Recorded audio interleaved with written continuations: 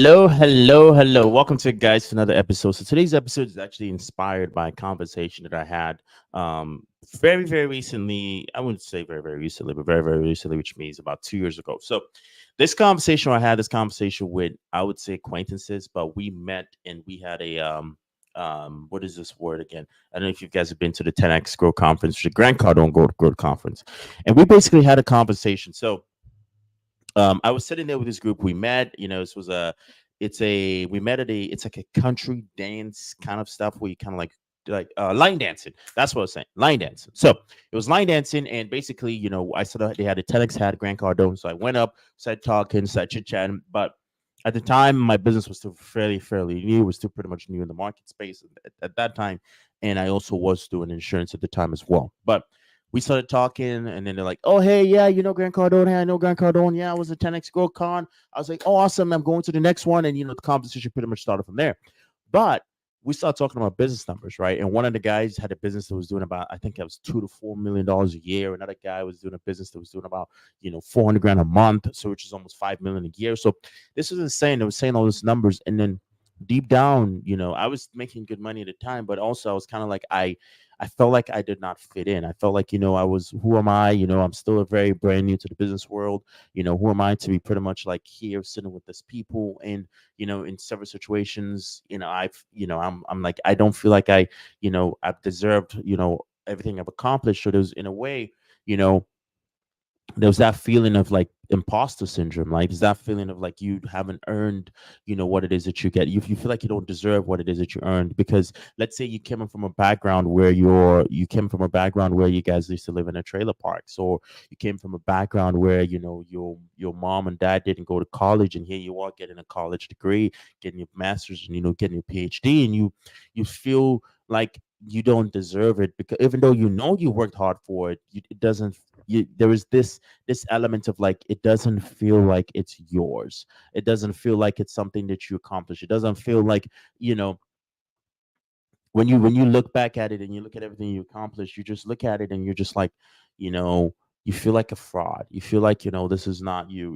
And here's the interesting thing was, I started, it's something that was curious to me, and I started doing some research into it, and I actually found out the stats, and this is a stats as to 82% of U.S. people in the U.S. workforce are basically Americans in the U.S. workforce, which we're going to dive into some stats. We're dive into the college stats. We're going to dive into a few stats, but 82% of people face feelings of imposter syndrome, okay? Which basically the sense of that they haven't earned what they've achieved, and they feel like they are a fraud.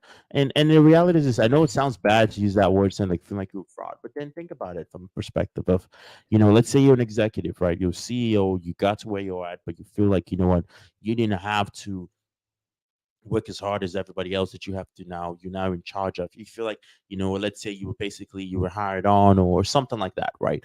You don't have that. There's that feeling deep inside that this is not. You don't feel like you deserve it, right? And what's interesting is I'm a big believer that there's a part of you that's currently right now that's like, is this ever gonna go away? Are you ever gonna have that feeling like, you know like, I have earned this? Is that feeling of like, hey, this is mine? Is that feeling like, hey, you know what, is it ever gonna get better? Is it ever going to get better? Because the reality is, this is that's a question that I ask myself, and that's a question that I know 100% that you're asking yourself, is it going to get better? Because this is what it feels like when you have imposter syndrome.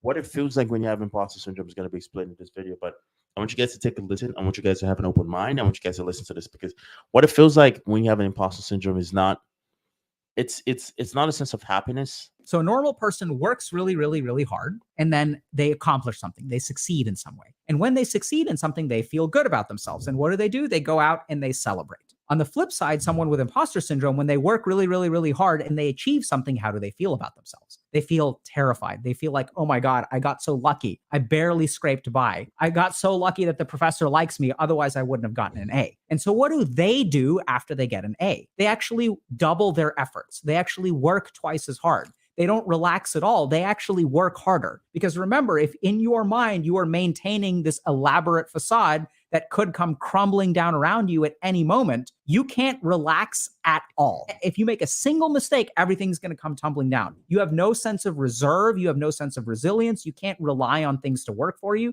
And it's because you're kind of like screwing up, right? Like you're on the verge of everything coming crashing down. There's no room for relaxation.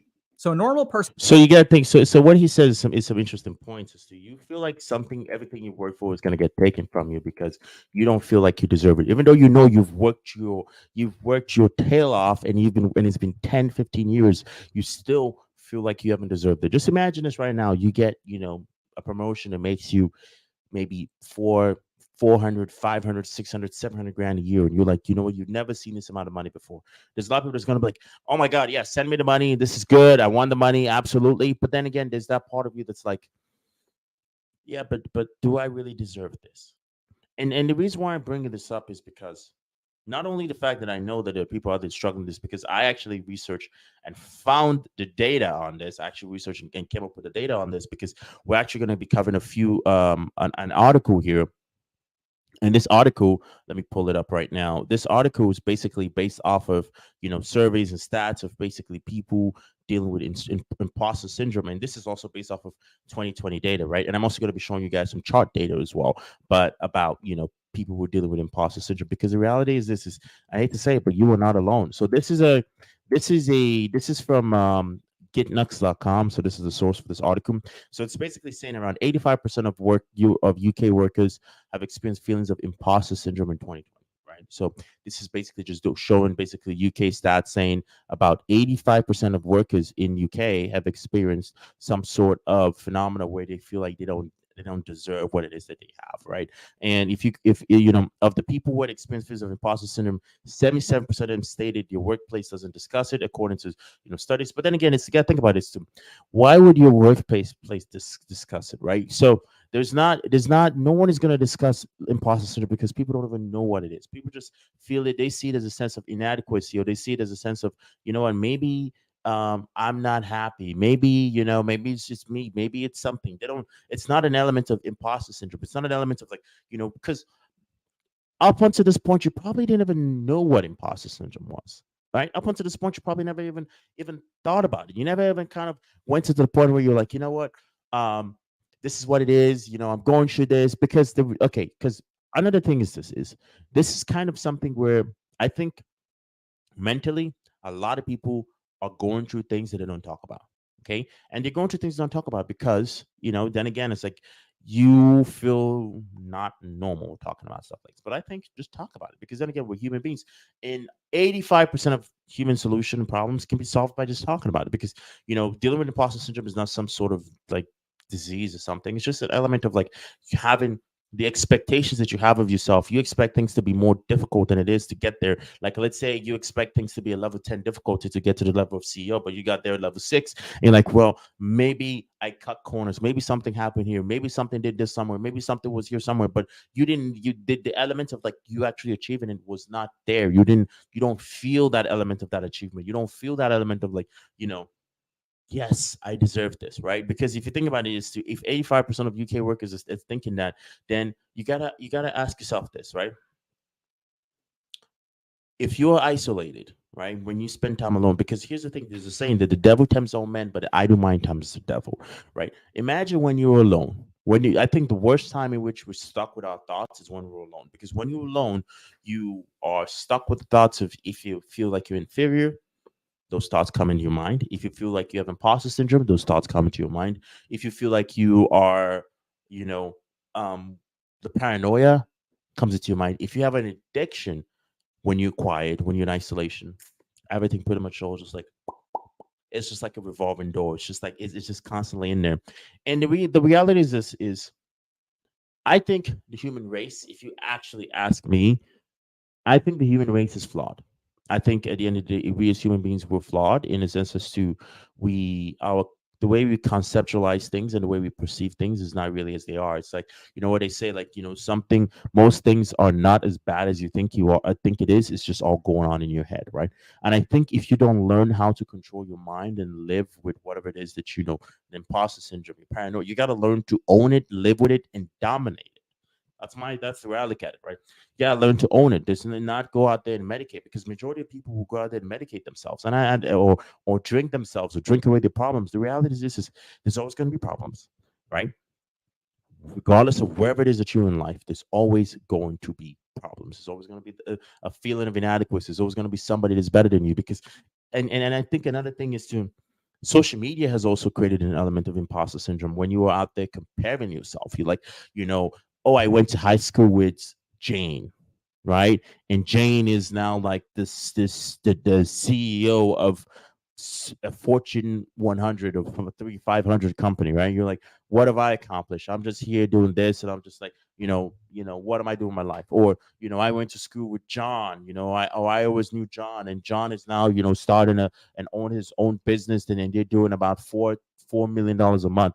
And then there's this element of like this sense and deep down feeling that you haven't either you what you accomplished, you feel like it's not you, or the same feeling that you haven't accomplished enough, when you have to look within and ask yourself, like, everything that I have accomplished, everything that I have gotten is something that to be grateful for.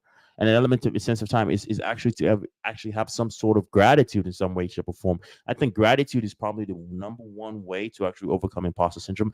But what's interesting is we're going to go back to that article as we dive into it here a little bit. Actually, let's finish the article, then I want you guys to watch this video real quick. I guess we're all gonna be watching this ad of what Podbean is. But this is personalized ads since I'm a podcaster. It's like, yeah, let's go ahead and show them some ads on podcasts. And which I just looked at the preview here, and you guys are not seeing that, but now you are seeing it right there. But approximately 38% of UK adults are thought to have suffered from imposter syndrome within the last 12 months, as per the survey by Amazing If. Okay, so gazing through the lens of imposter syndrome, understanding statistically, roughly about 30% of UK adults have tangled with the psychological phantom in the past. But I don't think it's even described should be described as some sort of psychological phantom. I don't think it should be described as anything in a way is a mental phenomenon. I don't think it's a mental phenomenon. I personally, if you ask me, I think it's in a sense of us to understanding that it's something you're going to have to come to live with. It's going to be because the more successful you get, the more you're going to feel imposter syndrome, especially when you have low beginnings, right? If you came from a homeless background, if you came from a poverty background, if you came from a background in which what you've accomplished, people in your family have never seen or accomplished it before, of course you're going to have imposter syndrome. It's something that doesn't go away. It's something that is it's believe it or not, it's something that is part it's not it's just another part of the mind that you have to kind of come to deal with. And it's not a when they describe it as a psychological phenomena, I'm like, what is a psychological phenomenon? Like it's like a fancy word for like whatever it is you want to toss in there. But I don't think it's a mental thing. I personally think it's just something that you got to just kind of, own up to and say, hey, you know what? I'm going to, you might grow it, you might not. But in the tech industry, so this is interesting, also interesting. So in the tech industry, 58% of people with over 10 years of professional experience reported frequently experiencing imposter syndrome. So think about it. It doesn't go away. All right, because if in the industry you have 58% of people over 10 years of professional experience, social means they've been at that job for more than 10 years and they still feel like they don't deserve what they've accomplished, then you have to understand that it's just a human phenomenon, right? And if we continue with the stats here, so 38% of male and female executives experience imposter syndrome, according to this study by Pecan. 30%. That's a high number if you're looking at the stats right there, 30%. So which means we're actually going to compile this in a chart, and I want you guys to look at this chart here. And about 57% of master's level counseling students reported experiencing the same thing. 57%. Those are insane stats if you ask me. 57%. And if we come up here, which is also interesting here, it says 74% of working mothers, which I want to dive into this, experience imposter syndrome according to a Maven Clinic survey. So basically it's I'm very curious as to what this might be. You guys, if you're a working mother out there, I'm very curious. I want you to drop a comment and let me know as far as like, do you suffer from imposter syndrome per se? Is this something, and what is the key reasons, or what are the few things that cause you to actually experience imposter syndrome, right? Because if we have 54%, then 54%, 54% is not 74% is not a small number, right?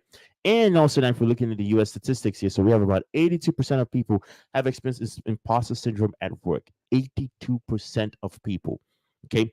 Just think about this. 82% of people in the US have tussled with feelings reminiscent of imposter syndrome at work and this is comes with a vivid highlight. So 82%. We're gonna look at this in the star data, right? And 21% of millennials feel that they have been found out for faking their business persona in the workplace. I don't think it's in a sense to the faking their business persona, because I actually want to talk about this millennial one here. This was interesting to me. I don't think it's in a sense to the faking the business persona. It's in the sense to someone explained something to me. He said, because this was I had a corporate job, and he says EPC. So he says you're very EPC, which I was like, what is that? He goes, excessive professional courtesy, right? So it's in the sense as to excessive professional courtesy is the reason why it's 21%, and I think that number is actually higher if you actually say it, because if most people are honest with how they behave in the workplace, that's not how they behave at home, right? Because if you're like, ooh, okay, this is how you're in the workplace, and like, hey, how you doing today, John? Absolutely, I'm doing all right. How you doing today, Frank? Awesome, good to see you, Frank. How you doing today, Ruth? Oh, you're doing okay? Awesome, good. How you doing today, Elena? Oh, you're doing good, awesome, yeah, yeah. But at home, they're like, oh my God, leave me alone. I don't want to talk to people. Then you're looking at it from that perspective as if it's not that they're faking, it's the senses to in the corporate business world, you have to act like this really, really professional, too good, goody two shoes per se, if you want, for lack of a better word, or somebody who has, no faults, or what is another word I would put? Somebody who basically can do no wrong, right? You gotta in the professional world, it's that's pretty much what it entails in the professional world is you basically putting on this, most people call it a facade, most people call it, you can call it whatever it is, but you're basically having to put up this lifestyle that you're somebody where, you know, in reality, is that really who you are? Because if you look at it even in social media, right?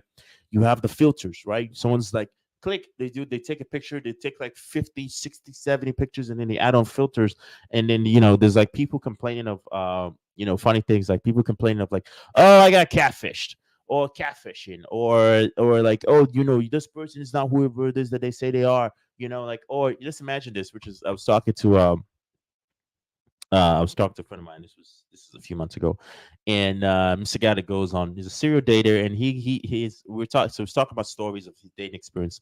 And one of the funniest ones was he said he showed up to this date, and the person that he was going on a date with looked absolutely nothing like the picture. Like he looked at the picture, and he looked at the person, and he looked at the picture, and he looked at the person. It's like he looked they look absolutely nothing alike. And I was like, so what did you do? And he's like, well, he's like, well, I was respectful. I, had the conversation with the lady, and afterwards, I was like, "Hey, well, I left, and never spoke to the person again." And I was like, "Okay, that's for so that's fascinating." But then, in a sense, as to I asked him, I said, "So if that person that you saw when you met when you were at the restaurant, what was?" If that person that you saw when you were in the restaurant, if that was the person that was on that picture, would you have actually opted for the date? He goes, absolutely not. Hell no, I would not have done it. Nope, nope, nope. I was like, I wish, because it felt like a waste of time. I wish, this person told me, blah, blah, blah, blah, blah. So it was interesting and it was fascinating because I was like, okay, so we all want the concept of the truth. Everybody says, I want the truth. Tell me the truth. Tell me the truth. I can handle it. Absolutely. But then again, when you tell them the truth, what ends up happening is what? They go, you hurt my feelings, or well, yeah, but then again, then they start distancing themselves from you, because the reality is this is the reason why people have to almost like, this is we're talking about it not even in the sense of like working hard to accomplish something. We're talking more about the sense as to people who are genuinely actually faking it, right? Is there's this persona and there's this feeling like, you know what, you probably the person that you are in general, like whoever you think you are, you don't think that person is probably good enough. And you believe that if you were to tell people that this is the kind of person you are, you believe that if you were to express to people that these are the kind of things you do, you personally believe that you would people won't like you, or you won't get that job promotion, or you won't get. And there's an element of truth in that, because if the lady in question with this friend of mine that was on a date, if she had put her actual photo of what she looked like compared to this guy, she would have never gone on a date with him, right? Now, if you look at that from that perspective there, you look at it from that perspective there, and you're like, okay, so now most people might be like, well, he's super shallow. I mean, to each his own. I think it's your opinion on whatever you think the guy is. I mean, personally, I think it's his prerogative whatever he decides to do. I'm like to each his own. Now, but we're looking at it from that perspective here, and you're like, well, is she justified by putting old photos of herself? I don't know. Maybe, maybe not, right? Because maybe she tried putting who she is, and then the world rejected her. So she said, you know what, I'm gonna find something else. I'm gonna put that out there just to be accepted. Because if we're all being honest with each other, ourselves, there was a feeling of acceptance as people.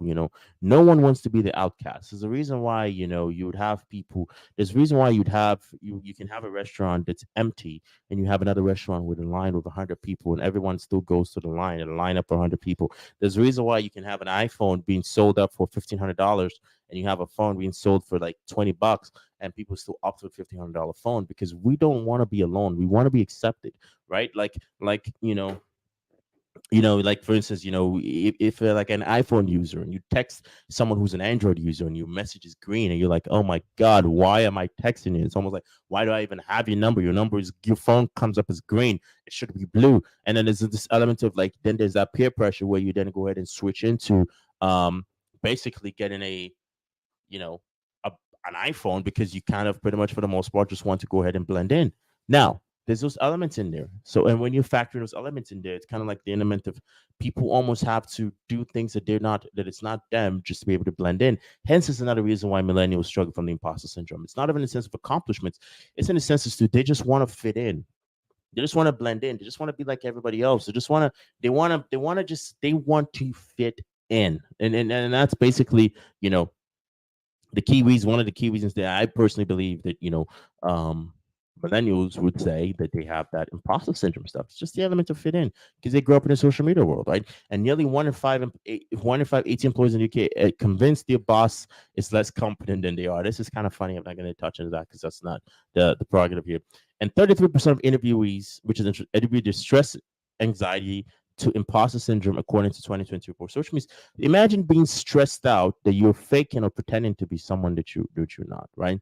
Just imagine that people are being stressed out by this. They are stressed out by the fact and anxious, like someone might find out, like they didn't go to, how when someone's like, hey, where'd you go to college? Oh, yeah, I went to Harvard. Oh, where'd you go to college? Oh my God, I went to MIT. Where'd you go to college? And then you went to community college, and like, hey, where'd you go to college? Well, I went to this really really nice college, and you make something up, but then again, you generally know it's not who you are, right? And I think there's an element of transparency that I think is needed in everything that you do. But at the end of the day, is fitting in is cool. I absolutely think if you want to fit in, cool. But at the end of the day, it's at what cost, right? You got to ask yourself, at what cost is it? What is it going to cost you to fit in? Is it going to cost you, your stress? Is it going to cost you sleepless nights? Is it going to cost you, you know, time with family? What is it going to cost you?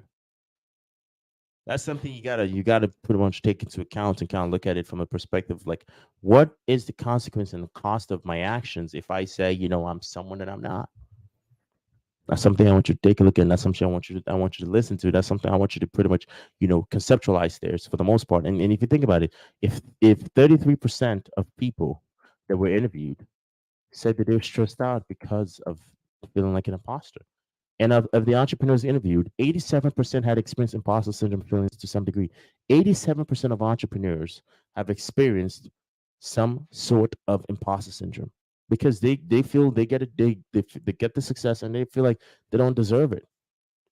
Right. And if we look at I actually went ahead and got this compiled into a graph data. So if you look in the right side here, this is basically looking at college students here, and then kind of graduates. But if you look at here, which is interesting, which is the UK workers. 85% of UK workers have imposter syndrome, and 77% of people are saying, workplace don't discuss it. They need it to be discussed more in the workplace, right? And if you have here, you have pretty much the UK adults experience that. You have 58% of people that over 10 years are the ones suffering from this, right? And then you look at this from here on the executives, 30% of executives suffering from imposter syndrome, right? And then you look at it from another perspective of people even in a master's level counseling, 57% suffer from imposter syndrome.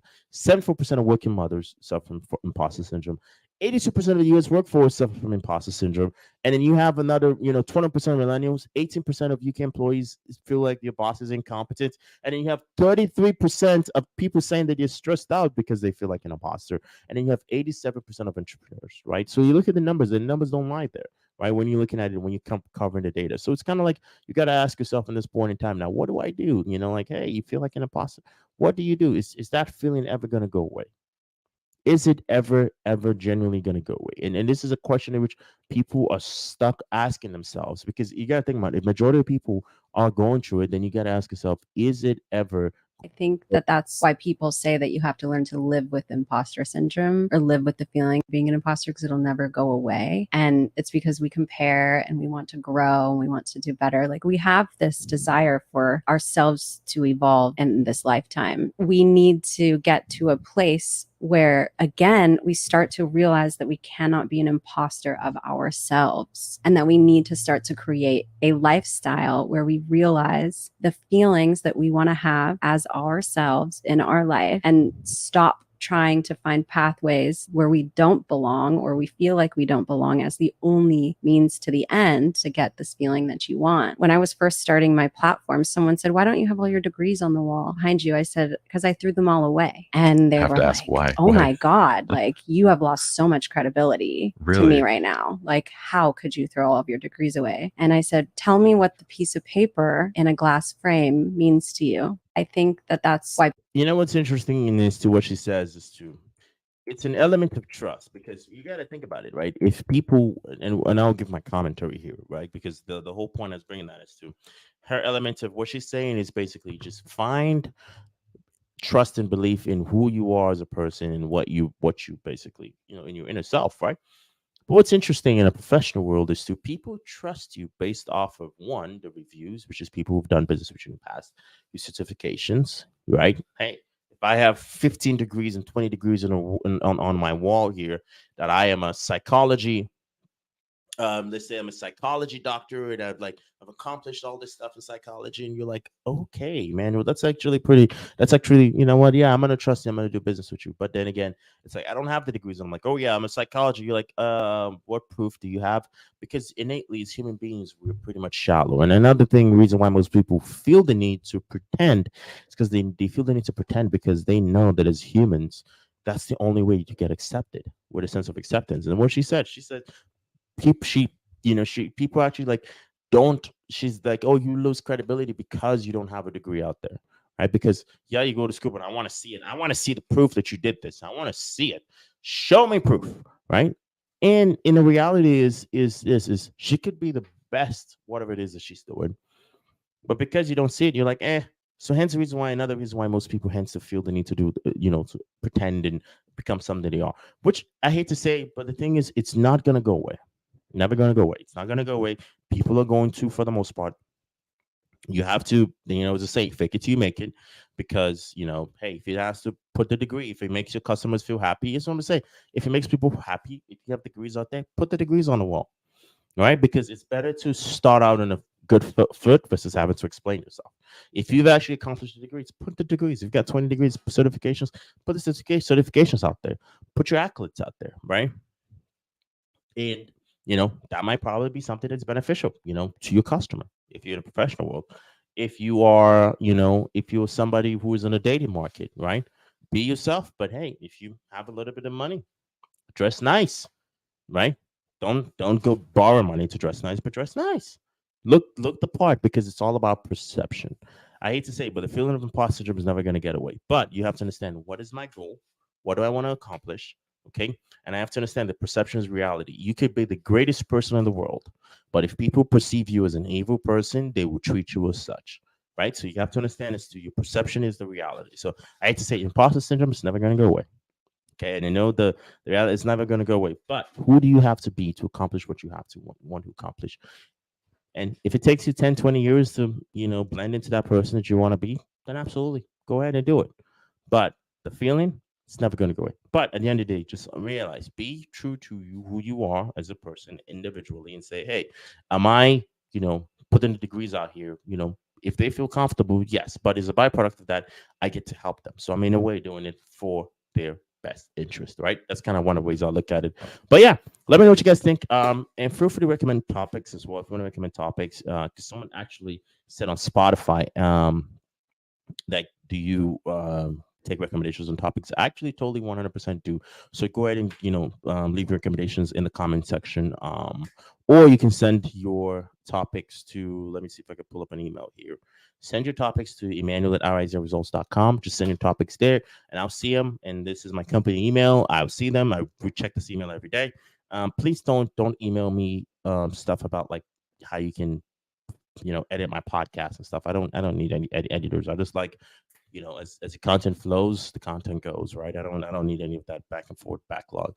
But yeah, if you have any topics, feel free to recommend the topics and we can go and have a discussion. And everyone else, as far as the AI news, we will be rolling out Rise Results is pretty much going where I'll be creating virtual agents. So if you have a small business, feel free to either text. You can text. This is actual numbers. You can actually reach me on this. You can text or call 754-262-4523 and get in touch with me and say, hey, you know what? I need an AI agent designed, and we can go ahead and set up pricing, and we can discuss everything from there. Thanks again for everyone joining with me here today. And obviously, guys, join the newsletter. I know I said a lot. Join the newsletter, like, share, all